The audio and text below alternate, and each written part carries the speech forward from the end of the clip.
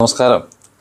മറ്റുള്ളവരുടെ മേൽ മറ്റുള്ളവരുടെ മുന്നിൽ നമ്മൾ വലിയ സംഭവമാണെന്ന് കാണിക്കാൻ വേണ്ടി ചില ആളുകൾ ഒരുപാട് പൈസ കടമൊക്കെ മേടിച്ച് ആർഭാട ജീവിതം നയിച്ച് അവസാനം ഒരു രീതിയിലും തിരിച്ചടയ്ക്കാൻ വയ്യാതെ വന്ന് ഒരുപാട് പേര് സാമ്പത്തികമായ പ്രതിസന്ധി അനുഭവിക്കുന്ന ഒരു കാലഘട്ടമാണ് ഇന്നത്തെ.